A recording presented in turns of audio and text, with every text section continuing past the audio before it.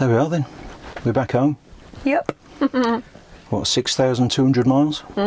What an incredible trip. What a trip. Should we tell everybody about it? I think that'd be quite nice, really. Do you? I think it would. Yeah. Fancy seeing a summary of our Arctic adventure? Okay, join us round here. We'll tell you all about it. We're Sarah and Ben. Welcome back to Diamonds on Tour.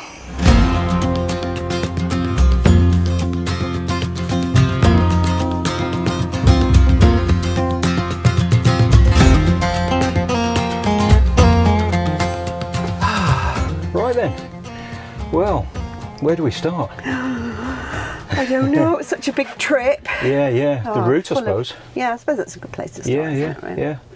Okay, well, we wanted to head up to the very north of Norway and the rest of Scandinavia, really.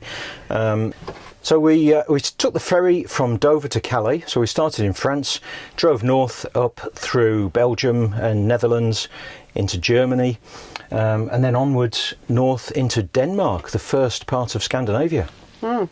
First time we've been there. Yeah, absolutely. A couple of really nice sights in Denmark, and then up to the ferry from the very north of Denmark, Hirtshals, across to Kristiansand in the very south of Norway.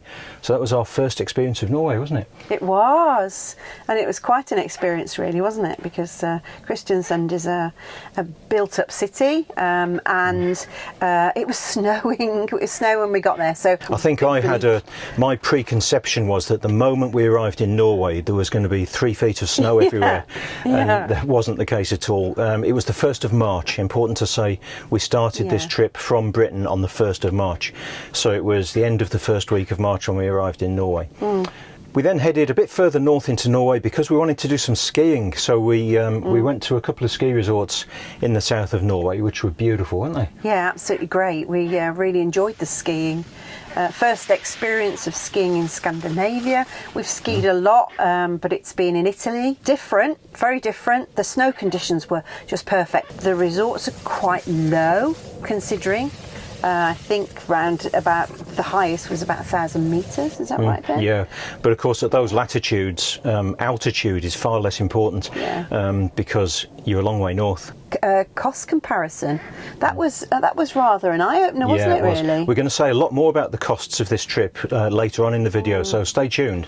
But in terms of the cost of the skiing, it was actually very, very reasonable, wasn't it? Yeah, we thought that overall to ski in Scandinavia was cheaper.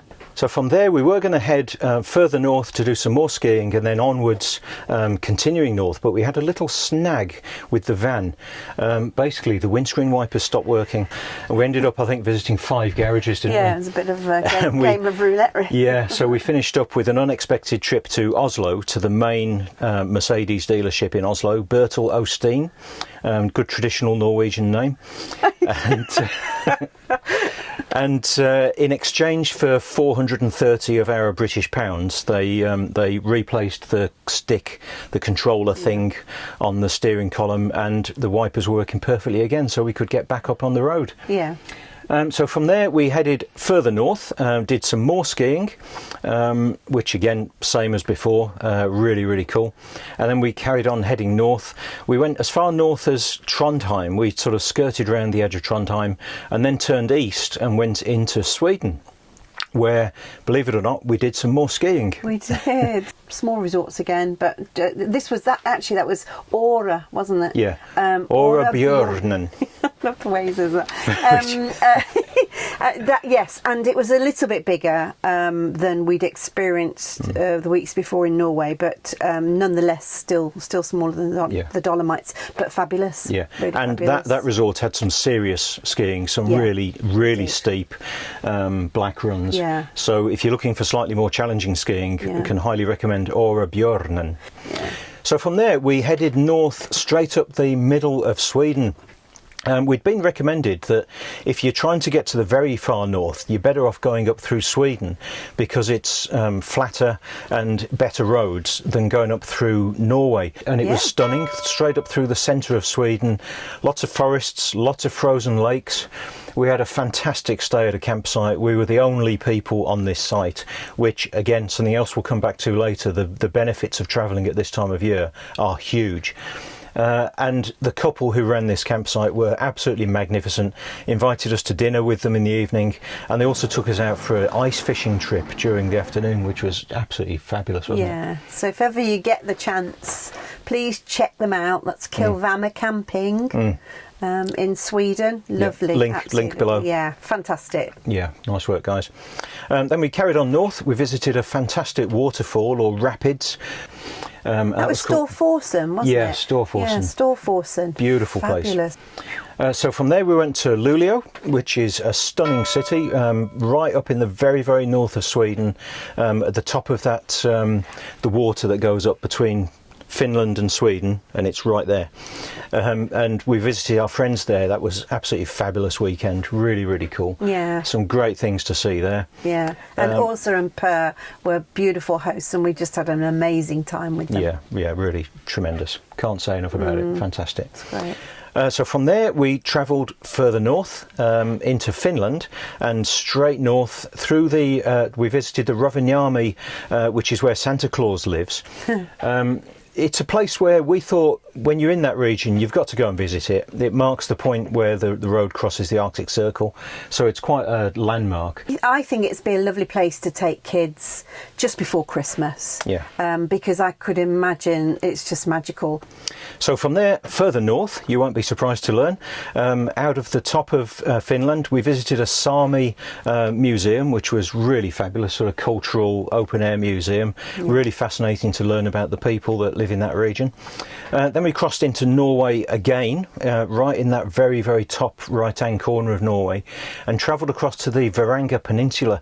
This is a place which is the furthest east and the furthest north region of Norway. We ended up just 20 miles from Russia, further east than Istanbul, which was quite a revelation to us. So it's a seriously remote place. And we had some incredible experiences with the wildlife up there, didn't we? Yeah, absolutely stunning. Yeah. Oh, stunning. A chance sighting of an Arctic hare, which was absolutely stunning. I'll show you now. And we visited the Hornoya Island, which is just off the coast of Vardo, and it's a bird sanctuary, basically a cliff where there's thousands and thousands of nesting birds. We'd never seen puffins before. Yeah, that was an incredible experience. Certainly I've not had anything to match that in my life. It was just beautiful. Just a quick note on the road conditions. The roads became far more cold, far more icy and snowy. Of course, they clear the snow, but they don't clear it right down to the tarmac, because then it'd freeze, you'd have black ice. So the roads are basically compacted snow and ice. And we spent probably 1,000 miles driving on solid snow and ice, which really was no problem whatsoever. We'll tell you more about the preparations for the van in a bit, but absolutely nothing to be worried about, and it really makes the scenery so stunning. Yeah, just absolutely. Really. Like I think I keep saying, incredible. Yeah, stunning. Yeah, we decided to stop using superlatives because there aren't enough to describe this. Just look at the pictures and make your own mind up. So from Varanger, we then carried west back back through Norway, and then turned north again to head up towards Nordkapp, the North Cape, which is the northernmost point it's possible to drive to in the whole of Europe. I think it was about 320 miles north of the Arctic Circle, so seriously north, further north than Prudhoe Bay in Alaska, and it's pretty extreme up there. And that was magnificent. What a place. We stayed overnight on the car park at Nordkapp, and there was only one other camper van that was there with us overnight. We heard from some friends who were there just in July, start of July, that there were, they reckon, 200 to 300 camper vans parked there in July. Another point about why to go in the springtime, it was utterly stunning for us, and we had it basically to ourselves. Yeah, and it was snowing. It snowed quite a lot, and we were able to sort of trudge through the snow to get to the edge and look over the fence, and we were just blown away by the fact that we saw orca and humpback whales and dolphins. Yeah, all in this one area, a bit of a distance away, but but we could see them. Oh, it was Yeah. just incredible, wasn't Yeah, it? beautiful, beautiful. And there's only us watching them. Yeah, that's right. Yeah, yeah. Amazing. The other thing is that it almost feels like when you're at the northernmost point in Europe, right in the Arctic Circle, it should be snowy, shouldn't it? You know, why would you want to go there when there's green grass? Yeah. You know, it just doesn't feel right to be there in the summertime. It doesn't look the same at all, does it? Yeah, With the white snow for miles and miles and miles, and then the deep blue sky. Whew, what a contrast. Which I think we were probably quite lucky with. I think we were quite lucky with the weather. We are in touch with somebody who used to run the kind of nature organisation in the Varanga Peninsula, and when he saw our video from there, he said, "I cannot stress strongly enough how lucky you were with the weather." We were there over the Easter weekend, so end of March, and it was absolutely stunning. And but that's not always the case. So it's a great time of year to go, but you can't be guaranteed the weather. So from there we headed south again, crossed through a little tiny bit of Finland, just in the very, very northern bit of Finland, and back into Sweden when we went to visit Kiruna. The idea with visiting Kiruna was that we wanted to try and visit the mine which is up there. It's the biggest iron ore mine, I think, in the world. It's huge. But it turned out, unfortunately, because of the week that we were there, was a shutdown week for the production, and they have a lot of maintenance work going on, so the visitor centre was closed. So a bit of advanced planning we really should have done a bit better than we did. Yeah, and you had to book in advance. Yeah. It was a bit sad, really. And it's quite a fantastic city, Kiruna. And the reason we thought about going there was because we'd heard that this town is being moved. The whole of the town is being shifted, which is quite amazing. It's because the mine is kind of going underneath the city, and they're suffering occasional earth tremors and things. So partly to preserve the city, but also to enable them to dig even more iron ore out of the ground, they're moving the city centre about 3 kilometres, I think, to the east. So also while we're in Kiruna, we visited the famous Ice Hotel. Yeah, and we're really lucky because there are two parts to the Ice Hotel. The one is a permanent exhibition, and the other one is constructed every single year. And we were lucky because the lady told us that within the next couple of days they were actually shutting down the annual one. Because things were starting to thaw. It was April the 8th we were there. April the 8th. Yeah, so just bear that in mind. Again, if you're planning this, going. make sure you're there, I'd say, before April, to guarantee that the temporary exhibition is going to be there. Yeah, because it's that, and that part is the best bit, honestly, that is. Yeah, beautiful, really cool. So from there we headed further west, back into Norway, and we visited Narvik, which is a really interesting city. Very important because it's the end of the railway line that brings the iron ore from Kiruna out to the sea to load onto the ships and away. And for that reason it was a very important strategic location in the Second World War. Yeah. So there's a fascinating museum about all of that. There's a great film if you're interested in that stuff. Really valuable learning about that sort of thing. From there, that's where the Lofoten Islands meet mainland Norway. So we travelled into those islands, and well, you will have seen all the pictures on Instagram. Every brochure, every website about Norway has pictures from Lofoten, and there's a reason for that. It is utterly fantastic, isn't it? Yeah, it is, and that's the traditional shots, with the sort of ox red buildings, wooden buildings, out on stilts into the water, and mountains covered in snow, and it's just whoa, brilliant. Yeah, stunning. A bit more about that later when we talk about hiking and stuff as well. So again, stay tuned. Some important information there.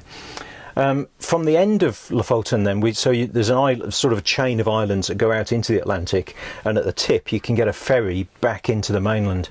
So that's what we did. Took the ferry to Bodø, and then we headed south down the coast of Norway. We chose to use the coast road rather than the main E6 road, because it's more spectacular, more scenic. Yeah, we wanted to do the crinkly bits. Yeah. The bits that Slati Bartfast did, and he was on the top of his game when he made Norway, I can tell you. Really fabulous. So right down the coast, and as far as just skirted around Trondheim again, and then we visited the Atlantic Road. Now that is a place where it's a little chain of islands that are linked together with bridges. And it's a place which is on everybody's bucket list, and we loved it, didn't we? Oh yes, we really did, really did. Oh, we spent a few hours there, didn't we? Yeah, we went up and down this road 3 or 4 times with different cameras and things. Yeah, it was drone. just really good, really good. And that's another weather. place. We had brilliant weather. Yeah, didn't we? stunning weather. That's another place where, again, people who've travelled there only about 3 weeks after us said they couldn't move. All the parking places were rammed with campers and visitors. Also, the tour buses that bring people from the cruise ships. Yeah. And it really takes away the pleasure of the experience. We found where we parked, we were the only van in the car park, and there were only maybe 1 or 2 other campers there, weren't there? Yeah. And the occasional car going up and down the road. So another point for being there a bit earlier in the season. Yes, definitely. So from there we went down to Bergen, which is a beautiful city, isn't it? You probably know from previous videos we're not really city fans, but places like Bergen, with such historic areas, really lovely. Yeah, really. By now, of course, we've lost the snow, you know, and it's really starting to look very springified. Yeah. It's very nice. Yeah. Bergen was a nice city. It was nice. Yeah. There then we travelled basically east, back across Norway towards Oslo, and that region is the fjord region down in the south of Norway, and it is quite mountainous. So the mountain passes, a lot of them were closed at the time of year that we went there, so we couldn't visit some of the really famous viewpoints and things. So that's one of the downsides of going a bit earlier in the year, that those mountain passes are actually closed. Yeah. But the main one that we went across was kept open, and although we said in Bergen there was no snow, there was a lot of snow up there. Yeah, that was a bit strange, really, wasn't it? We were starting to really enjoy the sunshine and the clear roads and the green grass, all that was coming back. And then, woof, we were back into absolutely metres of snow. Yeah. Incredible, really incredible. We visited that wonderful waterfall there, didn't we? Yeah. Varingerfossen? Yeah. Varingerfossen. Oh, Yeah, fabulous. And again, I mean, there were more people there because it's a major tourist spot, but there were maybe 40 or 50 people there. Yeah. I would say now, and let you into a little secret about the timing of these videos, it's the middle of July now, so we've been home for quite a while actually. So now there will be hundreds and hundreds of people there. Yes, there will be. Right, so then across back to Oslo, visited an open air sculpture museum, which was beautiful, and then down into Sweden again, and down the coast of Sweden towards Malmo, where we took the bridge, the Øresund Bridge, across to Denmark. Famous Øresund Bridge, the famous expensive Øresund Bridge. Yeah. Again, we'll talk about that when we talk about costs.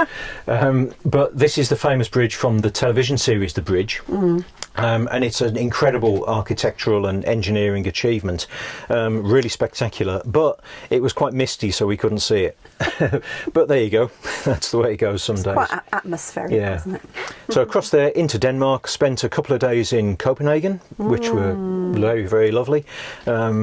Right across the board, everywhere we went, stunning people, fabulous experiences, just really, really good at every level, wasn't it? Absolutely, yeah. So then we went across through Denmark, then turned south into Germany, visited a museum in Germany, which was lovely, visited a rhododendron park, which wasn't a type of place I thought I would ever be visiting, but there you go, we saw lots of rhododendrons. Very pretty. And into Netherlands, which was the last country of this trip, but really a fabulous way to end the trip, because what a place Netherlands is. Yeah, surprisingly, I think from personal experience, you think of the Netherlands, you think of Amsterdam. And we'd been to Amsterdam only a few months before, really, but there is so much more there. It's such a pretty country. Lovely people. Cost-wise, it's fabulous, no problem at all, comparable to the UK, and just really nice. And we had a good time, didn't we? Yeah, we did. And it did end the holiday really nicely. Yeah, really cool. It's interesting that a country really can still be beautiful without any mountains. Yeah. Believe it or not. They've got a lot of water, though, an awful lot of water, which is lovely. Yeah. And so we did a bit of boating, didn't we? Yeah. From there, we chose to take the ferry from Hook of Holland across to Harwich, and we were back home in England. That ferry crossing we thought was actually a really good idea. It was cheaper than the Dover-Calais crossing, and it saves you that drive from that area all the way down through Belgium and France into Calais. Yeah. And it made the drive home for us a bit shorter in Britain. And it saved us a bit of Schengen time. Oh yes, it did. Yeah, it did. so that's quite good. That's quite important. Yeah. So that was the journey, 6,200 miles, which was just shy of 10,000 kilometres. So quite the trip. And we were away for 76 days. So it worked out at about 83 miles a day, didn't it? Yeah, not that we drove every day. Some days we did have off, or some days we did longer and other days shorter. So yeah, but that's what it worked out to be on average. Yeah.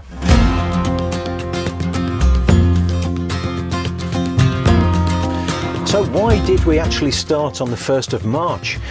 We've heard people say, should you go to Norway, Scandinavia in the winter or the summer? Well, actually, I'd say there's a third option. Go in the spring. Yeah. The winter can be really brutal. It is extremely cold. I'm sure you will have seen fellow YouTubers like Alex Frood chasing the minus 40 degrees centigrade. And we weren't up for that. We're perfectly happy to have a bit of adventure. We actually experienced minus 23, didn't we? Which is cold enough for us, and that is serious conditions. But we weren't interested in chasing minus 40. We also weren't interested in all-day darkness. So December, we wanted to actually see places. And we wanted to be able to travel reasonably well. But we also wanted to have some darkness, so there was at least an outside chance of seeing some northern lights. And we really wanted to experience winter, Definitely, we wanted to see the snow. Yeah, didn't we? We really absolutely. did. Yeah. Which meant we could do some skiing as well. Yeah. Which obviously you well, that was another reason for going. Then we desperately wanted to do some skiing. That was on the agenda. That was top of my agenda, really. Yeah. To see some skiing, but there was also an issue, wasn't there, with our Schengen time? Yeah. We had to wait for our Schengen time to be given back to us again, so that we could go. So that's what we had. We couldn't go any sooner than that. So and that's because of last year's trips. We were actually we'd maxed out our days at the tail end of last year, so we were effectively banned from Europe until the 1st of March. Yeah. So that was the earliest we could possibly go. And of course, the 1st of March is just 3 weeks before the equinox, with the 12 hours day, 12 hours night thing. So we knew we could get some darkness. And some cold weather still. So that's why we went on the 1st of March. It turned out to be a really lucky accident, I think, because it turned out to be really the right time to year. It's so much the right time with far fewer people on the roads. So we had lots of places to ourselves. There were some disadvantages though, weren't there? So we did find quite a lot of the campsites were closed. Some of the wild camping spots that you find on Park for Night you couldn't get on because of the conditions, the snow. Some of the walks we couldn't do because of the snow. So there were disadvantages, but I think actually the advantages far outweighed the disadvantages. Yeah, hugely. Every time. Things like water, you can get the taps at the side of the road for refilling. A lot of those were turned off. Yes. But we found that particularly petrol stations and even some of the sort of service places, some of them had heated cabinets with taps in, so you could always get water in those. They were mainly in Sweden, weren't they? Yeah, Sweden were good at that. But petrol stations... you'd go to the tap and it's turned off, obviously, because it would freeze. But you just ask, and we didn't have any where they couldn't help. No. They would go in, turn it on. Maybe they'd open up the car wash and there was a different tap inside there. Yeah. One of them asked us to go around the back of the fuel station, and he said, "Come around there, and I'll get the fire hose out." So he pulled out the fire hose to fill up the water tank. Not sure he's allowed to do that. So it was the fastest fill we've ever had. It certainly was. Yeah. It was really funny. Yeah. So we had absolutely no problem at all finding water to fill up. No, it was good. Yeah. Grey waste was a little bit problematic. Again, mostly because the campsite places were shut down, really. That was a bit. You had to sort of scout around more for that. Yeah, we found some drains to park over and dump waste in and stuff. That's it. Although that wasn't so much of a problem a bit later on because the grey waste system froze solid.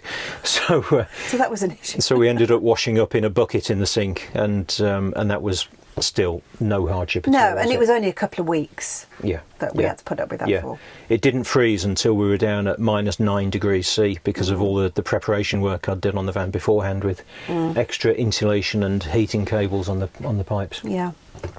So that's why we went on the 1st of March.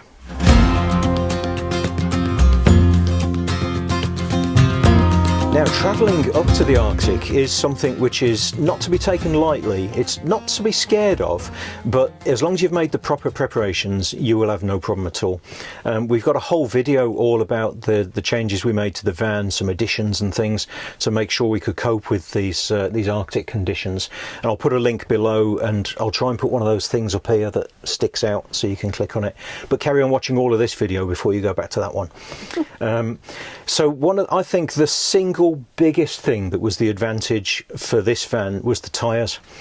We've got the BF Goodrich all-terrain tyres, which are winter rated, and they didn't miss a beat. They were absolutely perfect. One other advantage of this van is its rear-wheel drive, and it's one of those things where there's a lot of myth and people who speak very authoritatively. You hear people say that rear-wheel drive vehicles are no good in the snow. Well, they are. What you need is the driven wheels to have more weight on them than the other ones.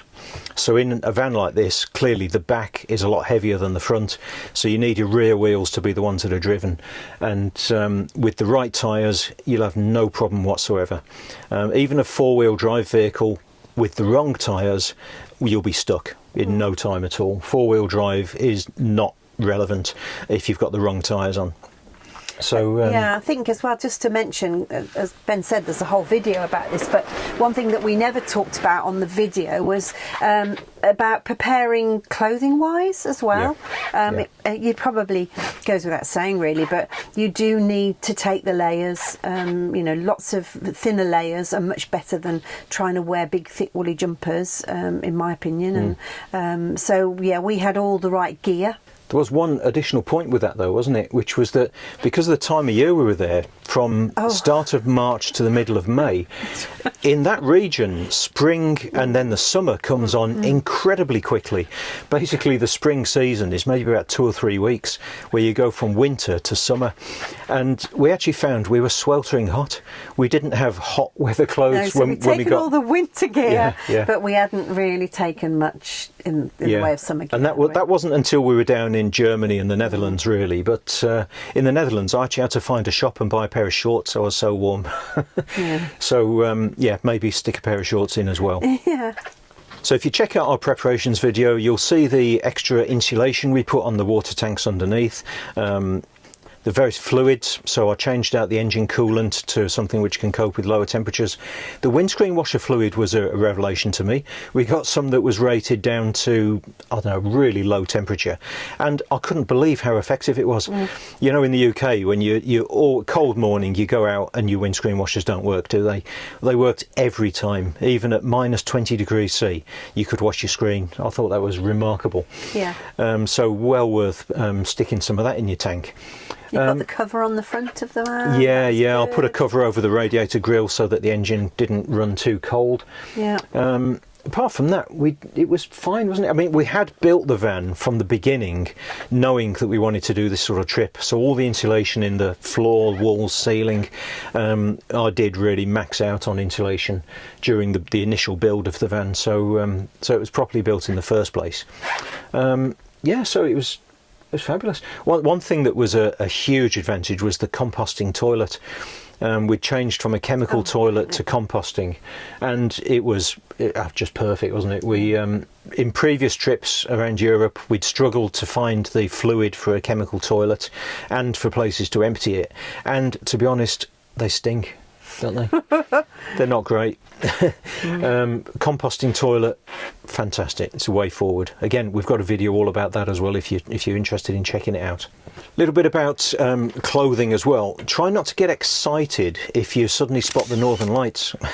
I mean, we were there for 76 days. I think 27 days in the Arctic, above the Arctic Circle, and in all of that time we saw the Northern Lights twice. So unfortunately, people go up to the Arctic for a week to do a Northern Lights tour, and the chances of you actually seeing them are actually very, very slim, even up there, even at the right time of year. So as I said, in 76 days we saw them twice.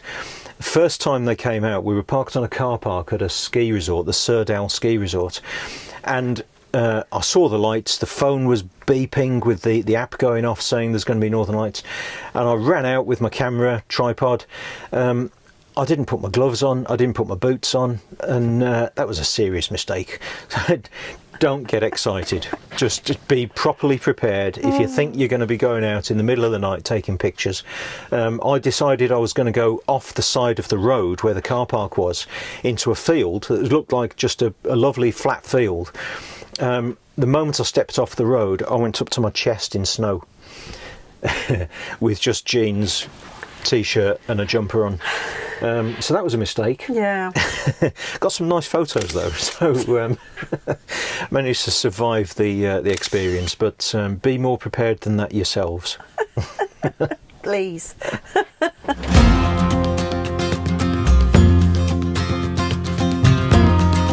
Norway has some incredible civil engineering. The tunnel system, the road system, the bridges are absolutely out of this world. One thing to learn though, that we learnt the hard way, is that if you're approaching a tunnel and it's got red flashing lights either side of it, that means the tunnel's closed. We didn't realise that. To my defence, the sign which is underneath the red flashing lights, which says if these lights are flashing the tunnel's closed, were covered in snow. So all we could see was a bit of a red light as we went past. So this was a really long tunnel, the one up to Nordkapp, 7 kilometres long I think it is. And we reached all the way through to the other end of the tunnel, and we were met with diggers, vehicles, people in the road. And it turned out there'd been an accident. A lorry coming the other way had hit the barrier, and the tunnel was closed. Now, we found this also tells you about what the people are like in these regions. Absolutely fantastic. This guy strolled over to us, smiling, big beaming smile. Hello, how you doing?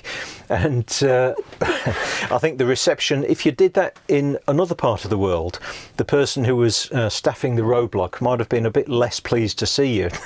Yeah. But we had Thomas. Yeah, Thomas, fabulous chap, really helpful. We made him a cup of coffee, and we sat there for 2 hours drinking coffee and editing videos while they fixed the damaged gate, didn't we? And then we carried on our way. So red lights mean the road's closed. Probably not a revelation to most of you, but there Talking you go. of red on Norwegian roads, the red poles at the side of the road. Yeah, really, really important, especially at this time of year. You see that the sides of the roads indicated with these red stakes at the side of the road, and there were quite a few occasions we needed those to know where the road was. Interestingly, later on in the trip, that mountain pass in the south of Norway, these red poles were not sufficient, so they had basically like huge long tree stumps. They must have been, I don't know, 6 metres long, lining the sides of the road. So that tells you how deep the snow can get in some areas. But really valuable, it tells you exactly where the road is, and so you can follow the line. Yeah. Another thing about those poles, in a lot of regions, particularly in Sweden, you'll occasionally see black bin liners, those big black rubbish bags tied to those poles. Now that is an indication put up there by the Sami people who are herding the reindeer that there's likely to be that is a spot where the reindeers are crossing the road. Now we passed hundreds and hundreds of these black bags tied to the side of the road, and maybe only on 1 or 2 occasions were they accompanied by any sign of a reindeer. So it was a bit of a boy that cried wolf situation, where the first black bag we saw, we slowed right down and we were there going, where's the reindeer? Where's the reindeer? We're going to see. And there weren't any at all.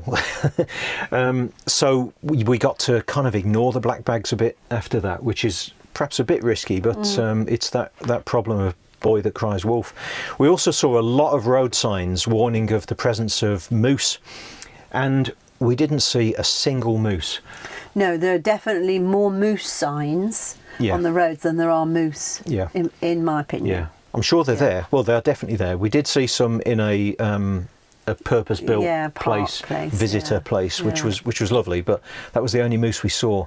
So be excited about the wildlife, because there's lots of great stuff to see, but don't expect that you're going to see a moose every time you see a moose sign. We did see reindeer though. Yeah, we did. We did see reindeer quite frequently, and that we had no black plastic bag warnings. They were just there on the side of the road, which is good. I think we came to the conclusion that the Sami people put the black bags out, and then they never take them down. They don't. They herd through the road, which is what they do. A great big herd of reindeer, and they obviously don't go back. Nobody goes back to take the black bags. It's quite seasonal, I think, as well, that the herding takes place when they're moving them from their winter places to their summer places. So there's probably a specific time of year when you're going to see more of that.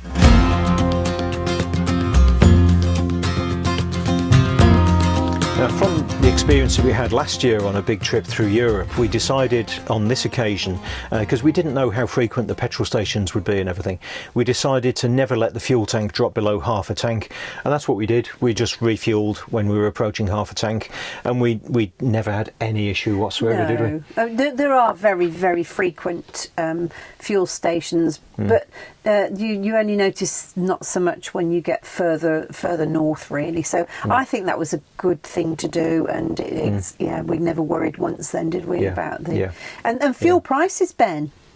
Again, we're going to talk a lot more about costs later in the video. As a sort of a spoiler for that, fuel throughout Scandinavia is cheaper than it is in Britain. In some places, quite a lot cheaper.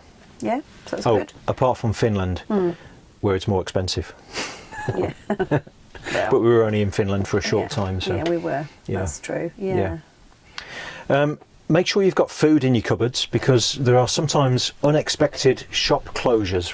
Yes, Sunday's a day really throughout Scandinavia that you don't find shops open. Even the big supermarkets really are shut, so you need to make sure you're prepared for Sunday. And also in the smaller places you'll find like half-day closings and things like that. So just make sure you've always got stuff in your van. And ready supply of coffee for when you get stuck in a tunnel and have to make the workers cups of coffee. Throughout almost all of this trip, we found wild camping, just parking in roadside laybys and places like that, incredibly easy.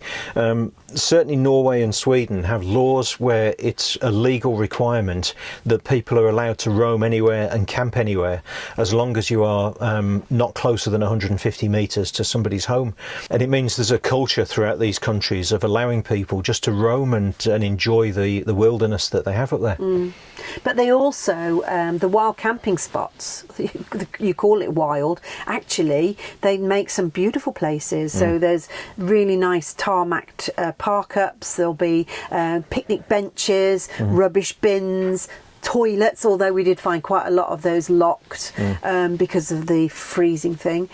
So very, very well catered for, I'd say. And also in really nice places. Oh, stunning. Edge of lakes and beautiful. By the edge of the sea. And I mean, when every square inch of a country is beautiful, it means wherever you park, it's going to be amazing.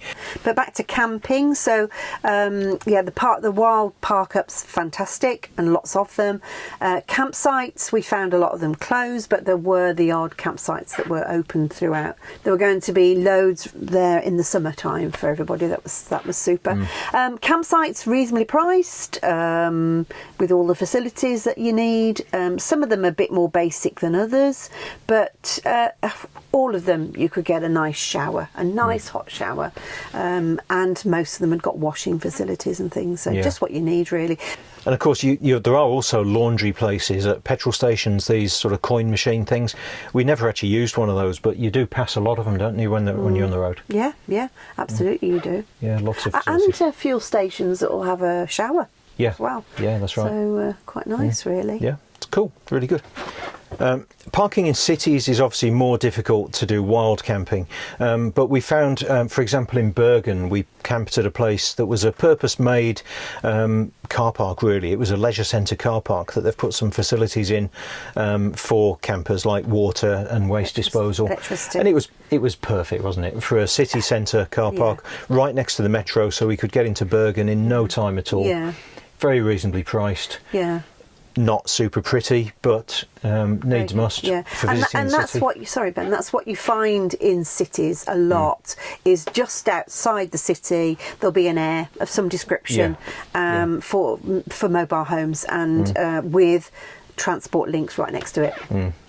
And the metros or the buses or the trains that you take to get into the cities, everywhere we went, are really clean and really slick. Very good. And very reasonably priced. We found that throughout Europe. Absolutely everywhere you go, really super fast, modern, great transport systems. Really, really good. Easy to use as well. Now, some of the campsites can be in really amazing locations, as we said. We had a fabulous experience at Lofton, didn't we? It was the last night we stayed there, where we were just having dinner, and Sarah just happened to be looking out the kitchen window down there. What did you see?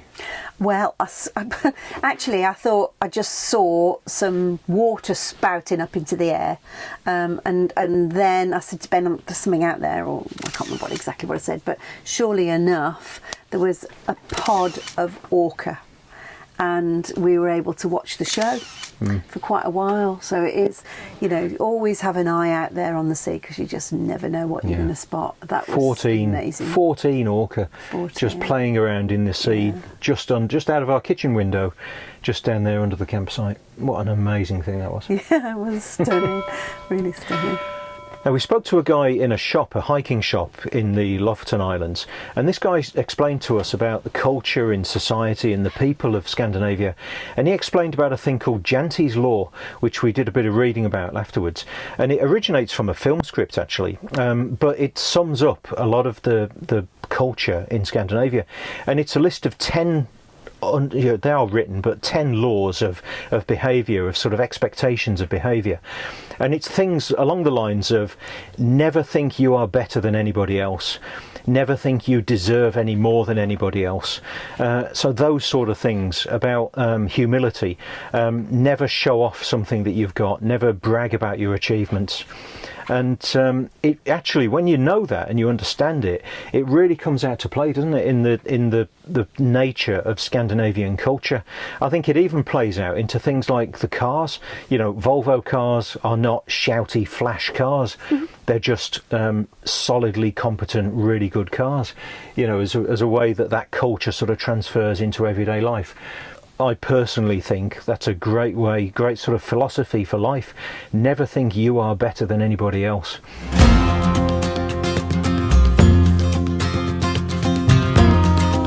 Now, we found that because we're trying to manage our Schengen time, we allowed ourselves 11 weeks to do this trip, which really we found was right on the limit of being able to get up to Nordkapp and Varanga and back again and actually have time to see anything.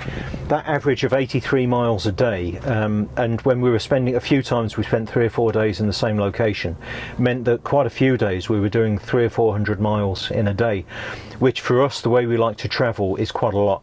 And of course, these places are so stunning that if you travel 300 miles in one day, you're driving past loads of stuff that's amazing to see. Yeah.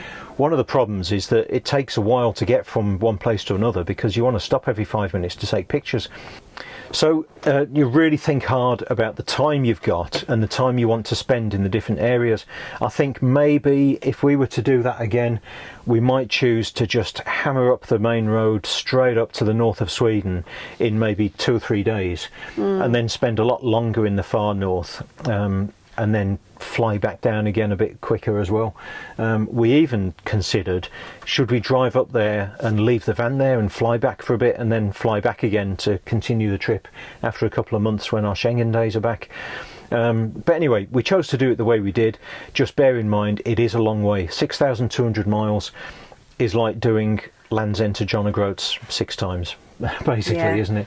Yeah. Which is a lot of driving.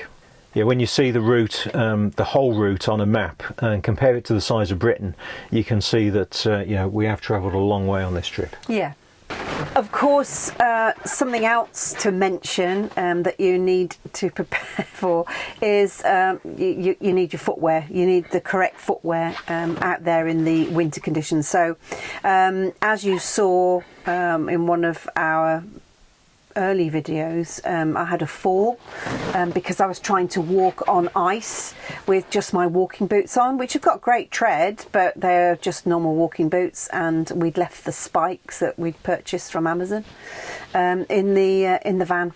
So have your spikes on you. They are brilliant when you wear them, as we found out when we were walking on the island on Hanoia.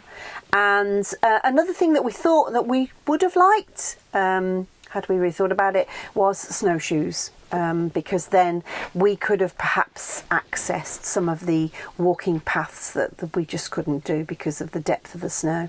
So that's a couple of bits of equipment that are useful. The hike we were on where Sarah slipped on the ice was to Pulpit Rock, which is one of the classic places that's on everybody's bucket list.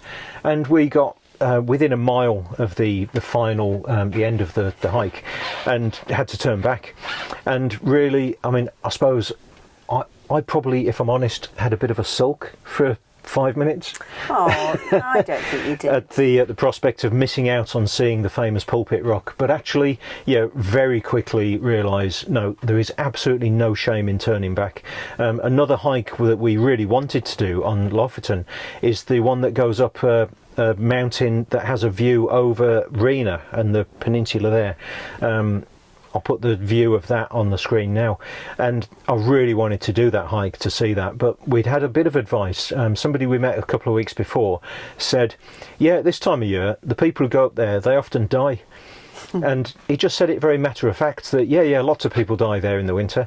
And then we went in the hiking shop the day before we were thinking of going there, and the guy there, he said, no, don't go there. And he said the day before we were there, 4 people had to be rescued by helicopter from this walk. And it's only a mile and a half hike just out of the town, but the conditions are so extreme. They get a lot of what they call an avalanche. When they say an avalanche, what they're actually talking about is a rockfall.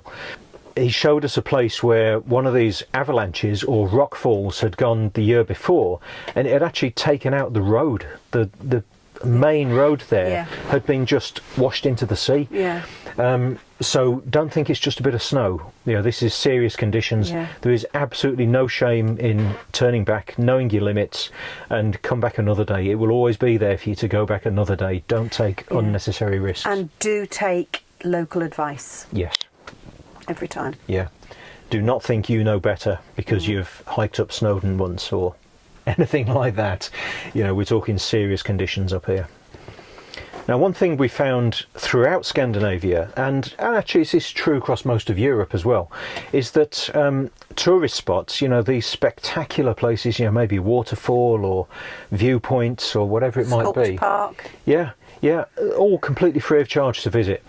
Which is a fabulous thing. The investment they make to make these places safe to visit and accessible for people is huge. The Voringsfossen waterfall, they must have spent millions putting the walkways in there and bridge and everything. Completely free of charge, free to park overnight, and a fabulous principle of making nature accessible, these natural resources accessible to people. Yeah, very, very, very good.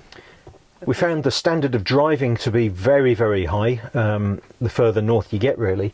My assumption, I suppose, for that is that if you've grown up and learnt to drive when there's 4 inches of ice on the road, you're going to develop some skills, and you're also going to develop a respect for what happens when it goes wrong.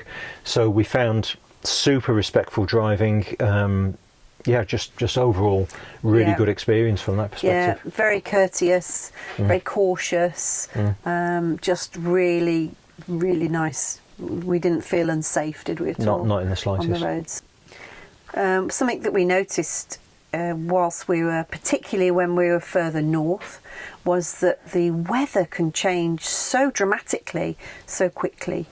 So we were driving along, and you've got brilliant sunshine, then you've got cloudy, and then it's raining, and then it's snowing, and then the cloud comes down and you can't see, and then woof, it's gone again. It's remarkable, something that we've never sort of seen anywhere else before. So I think that is something that you must be aware of if you're driving there. These clips we've got on the screen now while we're talking about this were all filmed within about 15 minutes of each other, just to put it into perspective. Yeah.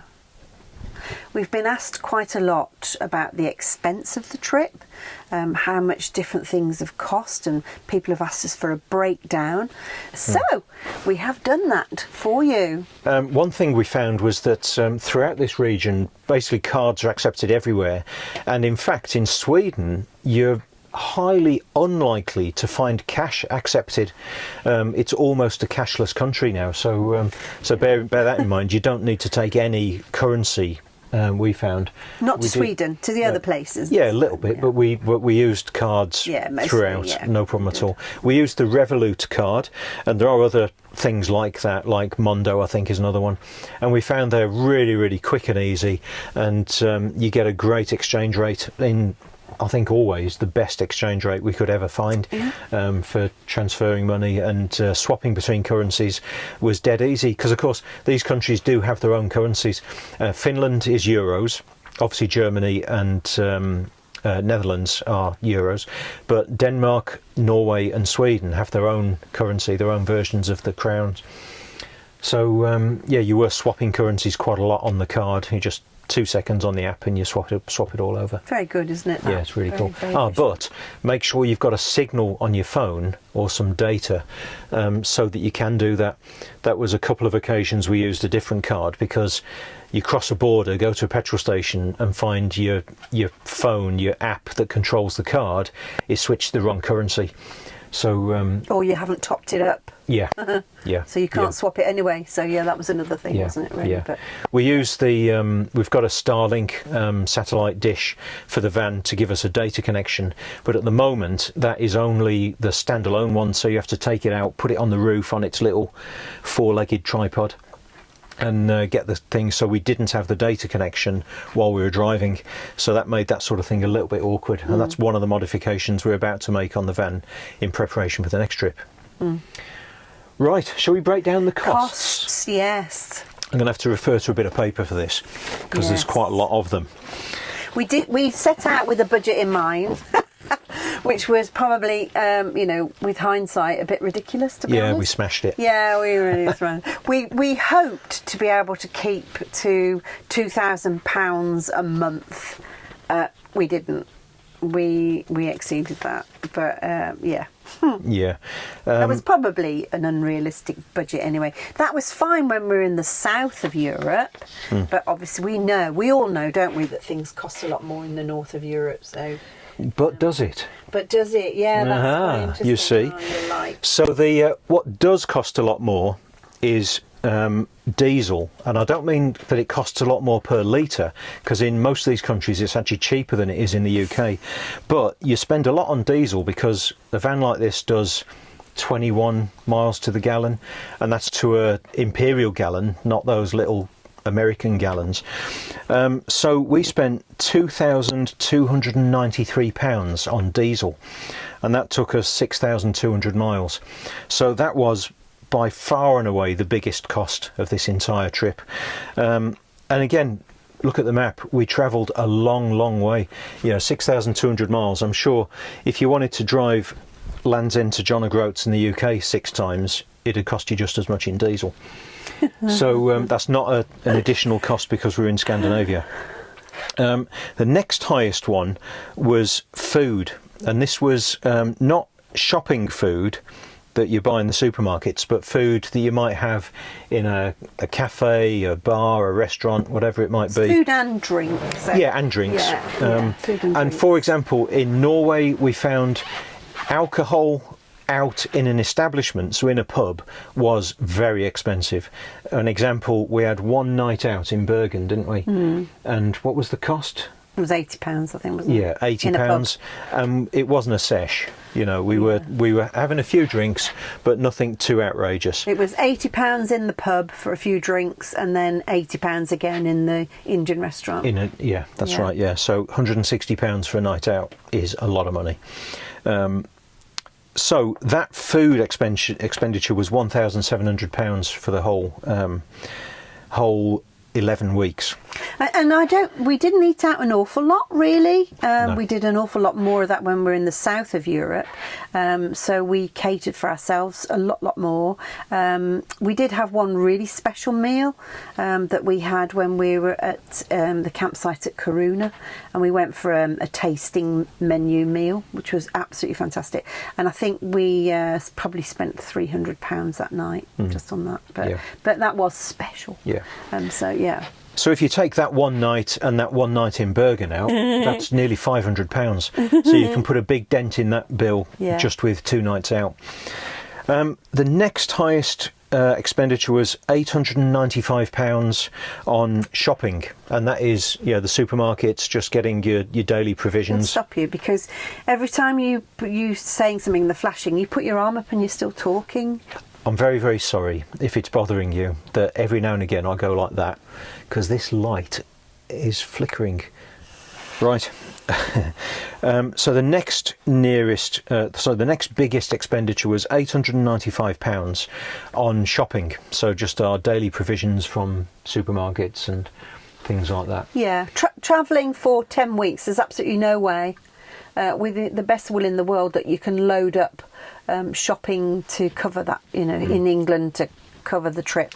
I did the best that I could, really, with the limited space, but we obviously still needed to go shopping. One more point on that, wasn't there? That we had read that Norway in particular are quite twitchy about what you can bring over the border in terms of foodstuffs. We heard that you mustn't take potatoes into Norway.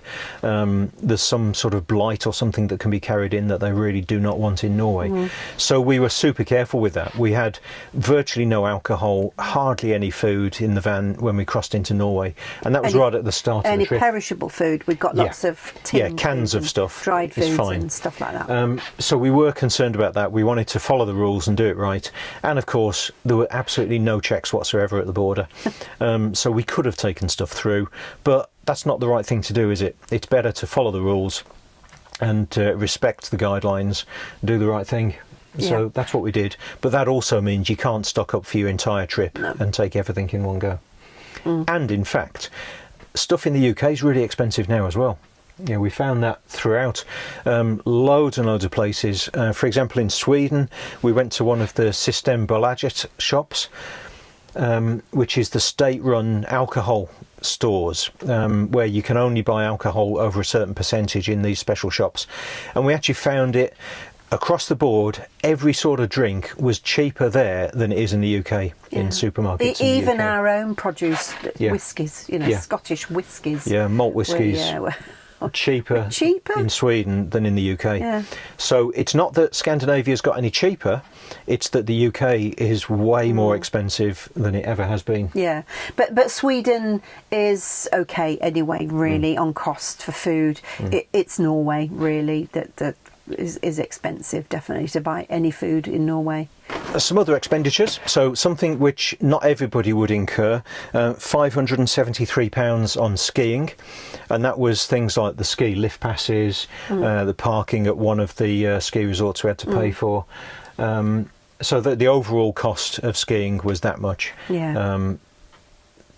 got our own equipment, so it wasn't that. It is the lifts, isn't it? Yeah, ski passes. We did pay to have our skis serviced at one of the resorts, which wasn't a huge expense, but it all adds up, doesn't it? Yeah. Now, there's a lot of ferries when you're travelling through Norway, because of the fjords. On one day we went on 3 different ferries, didn't we? Amazing electric ferries, by the way. Check back on the earlier video if you want to learn about those. They're super.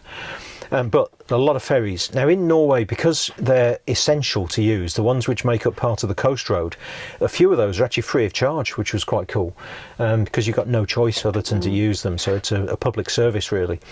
Some of them also use the tag. This tag thing that you have in the window for the toll roads also works when you go on the ferries. So we didn't break down the itemised cost of those, the ones which were charged through the tag. We couldn't separate out from the toll charges. But we've got £499 of ferry charges, which includes the ferry back from Hook of Holland to Harwich. So, I mean, it was into the dozens, wasn't it, of ferries that we used? Yeah, loads, and they're so easy to use. Yeah. Really pleasurable. Yeah. Really lovely. Yeah, yeah. The tolls, which were the toll road things, which is from this tag.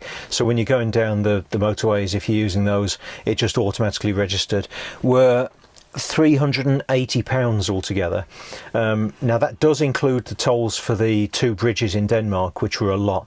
One of those was £110, wasn't it? They were a lot. And the other was about £80. Yeah. Now we should have got those cheaper because of the tag. Should have been a 10% discount, but for some reason the tag didn't register when we went over the bridge, so we had to stop at the toll barrier and pay for it separately. We've got no idea why the tag didn't work for that, so maybe a bit of extra research before you go. Yeah. You can avoid that and save 10% on those fees. So yeah, £380 on tolls over the entire trip. It sounds a lot, but the road systems, the bridges, and just the tunnels are absolutely stunning. So yeah, it's almost, you know, you're paying for entertainment really, because they're so wonderful. So yeah, not bad. And if you consider the only toll road in the UK is the M6 toll road, and I think that's probably costing about £6, maybe more. More than now, that, yeah. more than that, for each very short trip that you do. Yeah. Actually, you know, it's just something you have to do, isn't it? And it was worth it, really. Yeah, there is a principle in Norway where they seem to charge tolls until they've recouped the cost of building something, and then it becomes free. So the Atlantic Road had a toll charged on it for a number of years, and then they stopped because they'd recouped the money they'd invested. So they're not about making profit; they just want to, you know, subsidise the construction costs. And I think, unlike Southern Europe, I don't think you can avoid the tolls really, because you just can't. So we've got another amount of just over £500, £513, which we've allocated to trips. So that includes things like the boat trip to Hornoya Island that we did from Varanger. Yeah. Renting the little boat in Amsterdam, in the Netherlands before we came back. Yeah. What else? The cycle ride around Copenhagen. Yeah. The ferry trip up the fjord in Norway. I think you put all the bus fares and Yeah. metro rides in there as well. Yeah. Yeah. So those expenses that are to do with visiting places, that mainly the cities and things that that they do charge for. Not everything's free. So that was that. Another expense which was nothing to do with this trip, but it happened incidentally during this trip, was fixing the windscreen wipers on the van. So £430 to a Norwegian Mercedes dealership. Yeah. Got us back on the road. That would have happened anywhere. So so although it's included in this, it's, you know, you won't incur that cost, hopefully. So all in all, it comes to a grand total of £7,670. That's for 11 weeks, so it's a costly trip, but as I say, the vast majority, or the biggest single expense of that, was nearly £2,300 on diesel. Yeah. So our budget was really £5,000, wasn't it, for that trip? Yes. So we did exceed it. Yeah. So if you've got a van which does much better fuel economy, or if you're able to do it in fewer miles, not sure how you'd achieve that, but good luck with planning your route on that one, then you might be able to put a bit of a dent in that part of the bill. But that's the reality of travelling that sort of distance in that relatively short amount of time, that you do end up burning a lot of diesel. Well, it's probably time to summarise, I think. What do you reckon overall? What were the high points and possible low points? Wow, so many high points for me. I think being able to get all the way up to Nordkap is definitely a high. A huge high. Seeing friends again on the trip, and another absolute bonus. Yeah. That's always really good. For me, actually, Varanga, I thought was more spectacular and more precious, more special than Nordkap was. Yeah, so much to see. So much further east than Istanbul. Keep on saying that, I know, but it blows me away by that fact, aren't you? It is incredible. Yeah. The weather, the ease of being able to do this. Yeah. It wasn't. Yeah. I think there was certainly for me there was a bit of a fear factor about how we were going to manage, how were we going to get to these places, what was the weather going to be like, were we going to get stuck in the snow? And actually there was none of that, and it was just perfect. So that was definitely the So as long as you make the preparations, make sure you understand what you're going to be facing, and that your van's capable of dealing with that. Just do it. To have no fears, no trepidation, go there. I think that, again, as we said earlier, by accident, we actually picked the perfect time of year, and we were lucky with the weather, that the weather was very kind to us. Yeah, I would seriously implore you to try to go at that time of year, because, or maybe if you can't do March, even April and May, stunning, and not the amount of tourists that were there. So, but now you're just going to be battling. There were so many particularly Norwegian people, but Swedes as well, that had camper vans parked on their drives. So not only have you got the tourists coming from other parts of Europe, you've got the locals who are out there looking at the beauty of their own country. So it's no wonder really that you get 300 people parked up at Nordkap, just in their camper vans. It's just crazy. So the time of year was just brilliant. We heard recently from somebody who's up there in June and July, who said that the cruise ships, and there's a lot of cruise ships do the fjord cruises, when they pull into port, there's then a line of coaches to take everybody up into the mountains to go and see these points. And what that means is that you then get a line of coaches going up these very, very tight mountain passes with all the switchback corners. And they literally were stuck while these coaches take the whole road, and they just couldn't get down this road because there was this line of coaches coming up. It was the same for them at the Atlantic Road, where they couldn't park anywhere. So there is one downside for us was some of those mountain passes were closed anyway because they were 6 feet deep in snow. So there were a few viewpoints we couldn't get to, and a few mountain passes we'd have loved to have driven over. There will be a sweet spot somewhere where those passes open, and for maybe a few days they're clear before the mass of tourists arrive. So if you can find that day, good luck to you. Yeah. But I think for us, the downside of that is massively outweighed by the positives of being there to see actual winter, to see the north in its full glory is fantastic, wasn't it? Yeah. Now, where would you say was your favourite country? Well, it's not fair, is it? Because they're all such fabulous countries.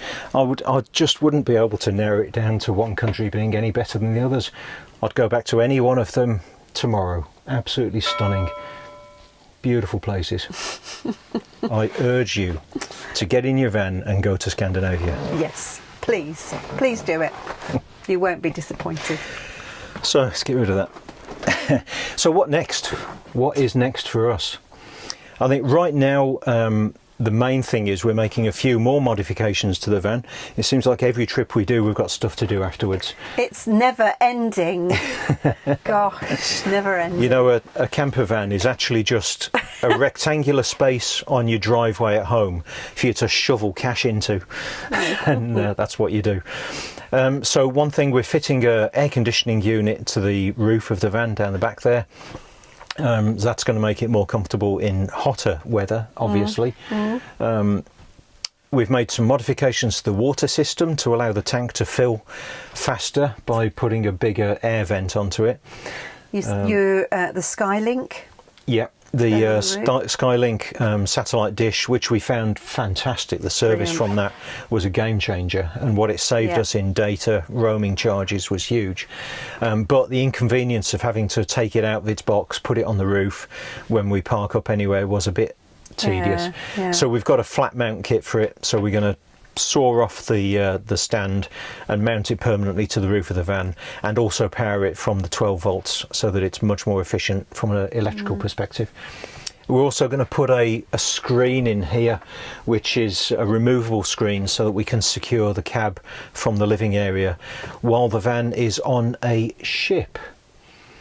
And that is what we're going to be doing in March next year. Is we're putting this van on a ship over to Canada, and we're going to be spending some time touring around over there. Yeah, so between now and then, we're not entirely sure about what we might do. We've got some thoughts on maybe a trip to Scotland, particularly to the Outer Hebrides. So if you think that's something you'd like to see and you'd like us to film it, then please put us a comment down below, because it'd be good to get an idea of how many people would like to see that. Yeah. So that's something we do perhaps in the autumn. If we've got time. If we can squeeze that in. And we've also got a couple of trips which are more sort of like family orientated things, which we're not going to take the camera with us on. So there is going to be a gap in these videos over the next few months. We will be putting a few in about the preparations, probably one about the air conditioning, and a few of the modifications to the van. And then as we work up the big trip, things like the preparations for going over to Canada and the US. Big news. Trip over to there next year. Good stuff. Lots of excitement. Yeah. Thanks for staying with us.